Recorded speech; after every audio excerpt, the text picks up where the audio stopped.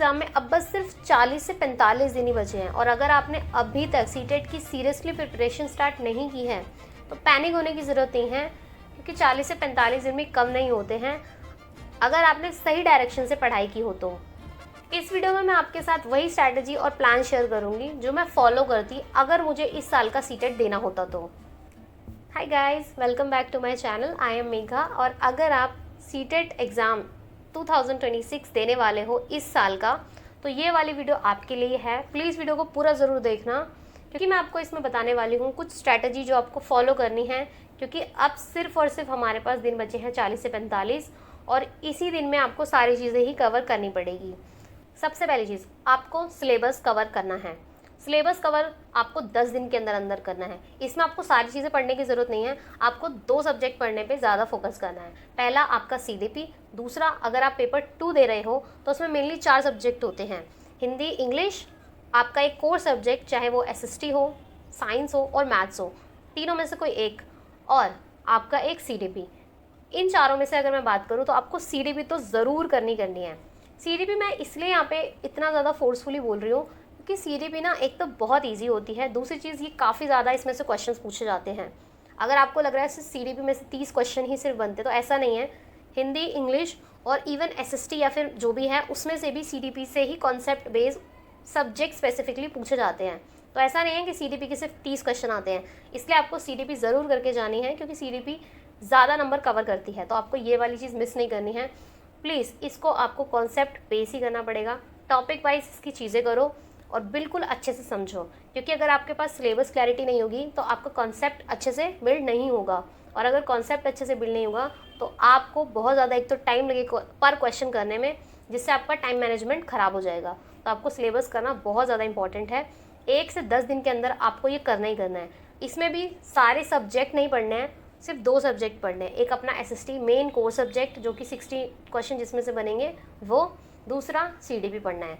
ये करना ही करना है। मैं आपको टीचर्स बताती हूँ कि आपको किन टीचर्स को आप फॉलो कर सकते हो, जो मैंने भी फॉलो करा था तो मेरा भी अच्छे से हुआ और सीडीपी मेरे बहुत अच्छे नंबर आए थे। मैं आपको उनकी लिस्ट बताती हूँ।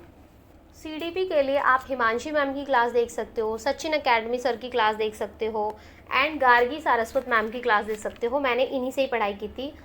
एंड फॉर एसएसटी के लिए मैंने जो एक ही टीचर से मैंने पढ़ाई की थी वो हैं सनी सर, जो कि अड्डा 24/7 के टीचर हैं। इन सर से मैंने एसएसटी पढ़ी थी एंड सच में बहुत अच्छी एसएसटी पढ़ाते हैं ये। आप और भी देख सकते हो, जो आपको पसंद हो आप उनसे पढ़ सकते हो। मैं बस ये सजेशन दे रही हूँ। साइंस और मैथ्स के लिए आप देख लेना।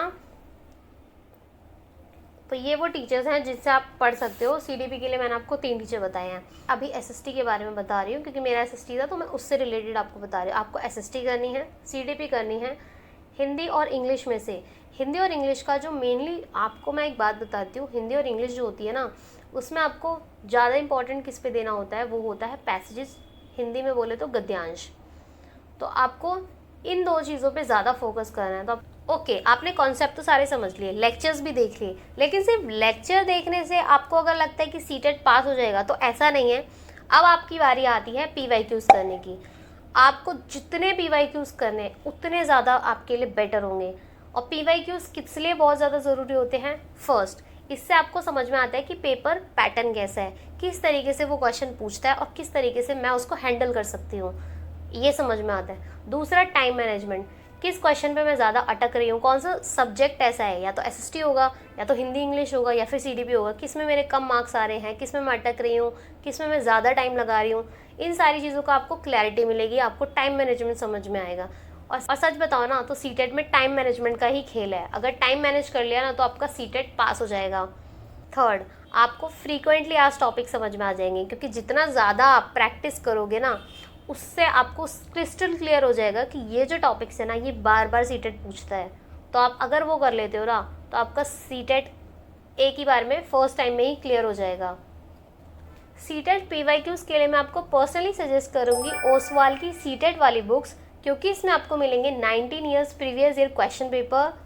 इससे आप प्रैक्टिस अपनी अच्छे से कर सकते हो। सारे क्वेश्चन अरेंज वाइज हैं, ईयर वाइज है, 2013 से 2025 तक के सारे ही क्वेश्चन आपको इसमें मिल जाए। साथ इसमें आपको देखने को मिलेगा ट्रेंड एनालिसिस, जिसमें आपको पता चल जाएगा कि कौन से टॉपिक से कितने ज़्यादा क्वेश्चन किस ईयर में बने हैं। इसमें आप अपना सिलेबस चेक कर सकते हो कि इसमें आपको ये वाली चीज़ें सारी कवर करनी ही करनी है। सबसे अच्छी चीज़ इसमें आपको मिलेगी माइंड मैप, जिससे पढ़ के आपको सारी चीज़ें एक ही बारे में अच्छे समझ में आ जाएगी। माइंड मैप्स करना बहुत ज़्यादा इंपॉर्टेंट होता है और ये बहुत ज़्यादा इजी भी होता है। और आपने PYQs की अगर प्रैक्टिस कर ली है, जितनी ज़्यादा आप PYQ की प्रैक्टिस करोगे उतना ही ज़्यादा आपको समझ में आ जाएगा कि आपको किस तरीके से मैनेज करना है पेपर के। डेट या नर्वस नहीं होगे, आप तुरंत उसको करते रहोगे। आप अपनी सारे बुक्स 40 से 45 दिन में पूरी नहीं पढ़ पाओगे। इसी वजह से आपके लिए बहुत इंपॉर्टेंट हो जाता है कि आप शॉर्ट नोट्स बना के रखो। शॉर्ट नोट्स इतने शॉर्ट हों कि आप उसे बस एक बार देखो और आपको सारी चीज़ें, उसके इर्द गिर्द की सारी चीज़ें याद आ जाए। क्योंकि अगर शॉर्ट हैंड रिटन नोट्स हो तो माइंड को भी वो बहुत ईजीली अंडरस्टैंडेबल हो जाते हैं। एंड आपको बहुत ज़्यादा हेल्प मिलेगी शॉर्ट नोट से एंड टाइम पे, क्योंकि उस टाइम पे हम इतने नर्वस और इतने डरे हुए होते हैं ना कि उस टाइम पे हम पूरी बुक्स लर्न नहीं कर पाते हैं और शॉर्ट नोट्स ही हमें बचाते हैं और वही हम सारा रिवाइज करते हैं। तो आपको इतनी ज़्यादा रिवीजन करनी है, बार बार उसी को रिवीजन करते रहना है। इसमें एक और चीज़ भी है कि आपको सिर्फ 2 से 3 रिसोर्सेज ही रख रहे हैं अपने पेपर के लिए। बहुत ज़्यादा रिसोर्सेज रखोगे, इधर PDF उधर PDF, इधर से उधर से लेक्चर क्लासेस, अगर इतने सारे रिसोर्सेज रखोगे तो कोई भी नहीं पढ़ पाओगे। इसलिए मैं सजेस्ट करूँगी कि आप सिर्फ 2 से 3 रखो एक। अब बात करते हैं कुछ स्मार्ट टिप्स की। तो देखो, स्मार्ट स्ट्रैटेजी यही कहती है कि आपको एक OMR शीट निकालनी है और उसमें आपको रोज़ 15 से 10 मिनट आपको उसमें जो भी आपने PYQs करोगे ना उसमें आपको सर्कल करने की ज़रूरत है। इससे आपको पता चल जाएगा कि आप किस तरीके से अपना टाइम दे पा रहे हो OMR शीट पर। क्योंकि कई बार बच्चे क्या करते हैं, सारा एक बार टिक करके OMR शीट को लास्ट में भरते हैं। अगर एक भी बीच में मिस्टेक हो जाती है तो वो लाइन से सारी मिस्टेक हो जाती है। इसलिए प्लीज़ कभी भी सारे टिक करके और OMR शीट पे लास्ट में मत करना, क्योंकि इतना ज़्यादा प्रेशर होता है एग्ज़ाम हॉल में कि बच्चे बहुत ज़्यादा गलतियाँ कर देते हैं। पिछली बार भी जब जनवरी का एग्ज़ाम हुआ था सीटेट का, तब आधे बच्चों का लास्ट का हिंदी और इंग्लिश का पोर्शन ही छूट गया था, जस्ट बिकॉज उन्होंने टाइम मैनेज नहीं करा था। इस वजह से ये सब मत करना। और इसी से ही एक चीज़ और है कि सारे ही क्वेश्चन अटेम्प्ट करना, क्योंकि सीटेट में किसी भी क्वेश्चन की कोई नेगेटिव मार्किंग नहीं है। तो आपके लिए ये बहुत सही है कि आपको 150 के 150 क्वेश्चन करके आने हैं। जब हम घर पे प्रैक्टिस करते हैं तो वो अलग होता है, लेकिन वहीं अगर हम एग्ज़ाम हॉल में जब होते हैं उस टाइम पे इतना ज़्यादा प्रेशर फील हम करते हैं। यही प्रेशर फील ना हो इसलिए आपको सबसे ज़्यादा से ज़्यादा प्रैक्टिस करनी है और रिवीजन करनी है। आपको शॉर्ट नोट्स बनाने हैं और बार बार उसको रिवीजन करनी है। PYQs करने हैं और वहाँ से पता लगाना है कि कौन सा टॉपिक से बार बार क्वेश्चन बन रहे हैं। अगर आपको वो समझ में आ गया ना तो आपके लिए बहुत ईजी हो जाएगा सीटेट पास करना। हिंदी इंग्लिश ऐसे सब्जेक्ट, लैंग्वेज को आपको ज़्यादा प्रेफरेंस देनी है, क्योंकि अगर आप आपको लैंग्वेज में ज़्यादा कुछ नहीं करना होता है, बस आपको पैसेज करने होते हैं। बाकी के जो क्वेश्चन आते हैं वो मोस्टली CDP बेस्ड ही होते हैं। अगर आपका CDP स्ट्रॉन्ग है ना तो आप मोस्टली सारी चीज़ों को कवर कर सकते हो। CDP करना गाइस, CDP को बिल्कुल मत छोड़ना, बिल्कुल मिस मत करना। अगर आपने CDP के कॉन्सेप्ट समझ लिए ना तो आपके क्वेश्चन बहुत जल्दी फटाफट होने लग जाएंगे। CDP के लिए भी एक ट्रिक ये है कि आपको टैग वर्ड्स फाइंड आउट करने हैं। अब आपको समझ में आ रहा, अगर आपको पता है टैग वर्ड्स क्या होते हैं तो अच्छा है, अगर आपको नहीं पता है तो मैं आपको बता देती हूँ। टैग वर्ड्स वो होते हैं जिसमें हमें जो 4 ऑप्शन होते हैं उसमें बस हमें ये देखना होता है कि कौन सा जो सेंस है, क्वेश्चन का जो सेंस बना रहा है पॉजिटिवली, उसको बस आपको टिक करना होता है। जो चीज़ में नहीं दिया है, डांट दिया है, पनिशमेंट दी है, जिन भी क्वेश्चन में पनिशमेंट दी है, बच्चों को अवॉइड करो, ये सारी चीज़ें होती हैं, उसको आपको क्रॉस करके आना है। जिसमें भी आपको सेंस लग रहा है कि हाँ, और बेस्ट, उसमें भी आपको बेस्ट चूज़ करना पड़ेगा। तो कई बार क्वेश्चन ऐसे होते हैं जिसके जो ऑप्शंस होते हैं उसमें 2 से 3 ऑप्शन ऐसे होते हैं जो पॉजिटिव होते हैं, उसमें भी आपको बेस्ट पॉजिटिव ढूंढना पड़ेगा उसमें से। इसे ही हम टैग वर्ड्स के थ्रू कर सकते हैं। और सीटेट के पेपर में CDP के लिए आपके लिए यही सबसे बेस्ट स्ट्रैटेजी है कि आप टैग वर्ड्स देखो। टैग वर्ड्स के लिए आप वीडियो देख सकते हो, मेरी भी है, किसी और की भी देख सकते हो। तो टैग वर्ड्स के लिए आप वीडियो देख सकते हो, यूट्यूब पे बहुत सारी वीडियो है, उसको करके ज़रूर जाना। तो आपका टैग वर्ड्स के थ्रू CDP बहुत अच्छे से हो जाएगी। और ना, मैं अगर आपको बात बताऊँ तो जो लोग ये बोलते हैं ना कि सीटेट बहुत ईजी होता है, प्लीज़ ये वाली बात मत सुनना। सीटेट ईजी नहीं होता है, एक तो बहुत लंबा होता है, टाइम मैनेजमेंट करना बच्चे भूल जाते हैं, ऊपर से कई क्वेश्चन तो ऐसे होते हैं जो बहुत नेक्स्ट लेवल के होते हैं। तो आप ये मत समझना कि बहुत ईजी होता है, मैं कहूँगी मॉडरेट लेवल का होता है। कई बार क्वेश्चन इतने ज़्यादा अच्छे आ जाते हैं और कई बार ऐसे ही बहुत ईजी आ जाते हैं, लेकिन कई बार इतने टफ आ जाते हैं, इतने अच्छे आ जाते हैं, तो उसका हिसाब रखना पड़ता है। लेंदी बहुत होता है, तो टाइम मैनेजमेंट करना बहुत ज़्यादा इंपॉर्टेंट है। यही मेरा गोल्डन रूल है कि आपको टाइम मैनेजमेंट करना है। सीडीपी को आपको मिस नहीं करना है, क्योंकि सीडीपी हमें लगता है कि 30 नंबर की होती है, एग्जैक्टली वो 30 नंबर की नहीं होते, तो सीडीपी ज़रूर करना। और सीडीपी के लिए सबसे ईजी क्या है, टैग वर्ड्स, तो ये ध्यान रखना। सीडीपी हिंदी इंग्लिश भी आपको फोकस करनी है।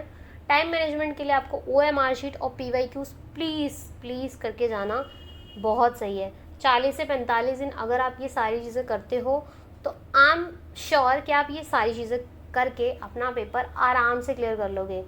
आप नर्वस मत होना, क्योंकि उस टाइम पे जब हमारे पास पेपर आता है, क्वेश्चन पेपर आता है, बहुत सारे बच्चे नर्वस होते हैं। जैसे ही क्वेश्चन पेपर मिले, आपको अपना एक सब्जेक्ट जो भी करना चाहते हो आप आए, तो आपको CDP पहला होता है, तो आपको CDP ही करनी है सबसे पहले। उसको करते जाओ। जैसे ही आप 30 क्वेश्चन पे पहुंच जाओ, आपको OMR शीट उठानी है और उस पर उसको फिल करना है। सिर्फ 5 मिनट दो अपने आप को OMR शीट को फिल करने के लिए, ज़्यादा मत दो प्लीज़। उसके बाद आपको अपना या तो वो उठा लो, उसके बाद SST है तो SST, साइंस या मैथ्स कुछ भी उठा लो, सेकंड वही होता है, वो कर लो। नहीं करना है तो आप हिंदी इंग्लिश में किसी में भी लैंग्वेज में चले जाओ, वो कर लो। उसको करने के बाद मतलब कहने का मतलब यहाँ पे ये है कि आपको सब्जेक्ट करना है। एक सब्जेक्ट होते ही आपको अपना OMR शीट उठाना है और उसको फिल कर देना, तुरंत 5 मिनट के अंदर आपको ये सारी चीज़ें करनी है। और हाँ, टाइम मैनेज करो, 25 minute CDP, 25 minutes Hindi, 25 minutes उसको दो। ऐसे करते करते आपका पूरे आपके 3 घंटे मैनेज हो जाएंगे। टाइम मैनेजमेंट करो बहुत अच्छे से, आराम से आपका पेपर हो जाएगा। और हाँ, अगर आपको नहीं लग रहा है कि ये वाला क्वेश्चन नहीं हो रहा है, मुझसे अटक रहा हूँ, या मुझे याद है मैं समझ नहीं पा रही हूँ, याद है लेकिन मैं कर नहीं पा रहा हूँ, समझ नहीं पा रही हूँ, तो आपको उस क्वेश्चन को छोड़ देना। उस टाइम पे जिस क्वेश्चन में भी अटक रहे हो ना, प्लीज़ उसको क्वेश्चन को छोड़ दो, उससे आगे बढ़ो, उसके आगे क्वेश्चन करो। हर क्वेश्चन को आई सजेस्ट 50 सेकेंड्स दो। 1 मिनट भी दे रहे हो तो भी ठीक है, 1 मिनट या 50 सेकेंड दो, इससे ज़्यादा प्लीज़ मत दो। अगर कोई 2 मिनट ले रहा है तो प्लीज़ उसे छोड़ दो, क्योंकि जो जनवरी वाला पेपर था मैंने दिया था और मेरा वो क्लियर भी हो गया था आराम से, मुझे उसमें कोई दिक्कत नहीं आई। और उस टाइम पे जब मैं एग्ज़ाम हॉल में थी, तब बहुत सारे बच्चे इतने ज़्यादा पहले तो नर्वस थे, सेकेंड जब टाइम आता गया, टाइम ख़त्म होने वाला था, टीचर्स ने कहा टाइम आउट होने वाला है, आपके पास सिर्फ 10 मिनट बचे हैं, उस टाइम पे सच बता रही हूँ मैं, बच्चों ने अपनी OMR शीट निकाली, कुछ बच्चों ने, और उसे फिल करना स्टार्ट करा। पूरी OMR शीट खाली थी और उसे फिल करना स्टार्ट करा। टीचर्स ने खुद उन्हें डांटा कि यार आप अब ये स्टार्ट कर रहे हो। इतने ज़्यादा बच्चे नर्वस हो गए थे। कई बच्चों ने जो OMR और साथ में वो फिल कर रहे थे, एक क्वेश्चन टिक करा, उसको OMR से भर दिया, दूसरा क्वेश्चन और उसको OMR से भर दिया। उन बच्चों का तो पीछे का लैंग्वेज सेक्शन ही छूट गया था, तो फिर बच्चों ने अंधाधुनी कुछ भी लगा दिया। तो प्लीज़ आप ये वाली गलती मत करना। उसे निकले और जब मैंने पूछा उन लोगों से कि आपका कैसा गया, कई बच्चों ने मुझसे बोला कि मेरा अच्छा नहीं गया, मेरा ये छूट गया, मेरा वो सेक्शन छूट गया, मेरा OMR शीट ही छूट गई। तो प्लीज़ ये सारी चीज़ें मत करना। बस यही चीज़ है जो कि CTET पेपर में आपको पास करा सकती है, टाइम मैनेजमेंट और PYQ प्रैक्टिस। तो जितनी आप प्रैक्टिस करोगे उतना ज़्यादा सही होगा। रिवीजन करना ज़रूर। एंड अगर आपको ये वीडियो अच्छी लगी हो तो मेरी वीडियो को लाइक ज़रूर कर देना, चैनल को सब्सक्राइब कर देना, एंड मुझे बताना आपको और किस टॉपिक पर वीडियो चाहिए। See you guys in the next video.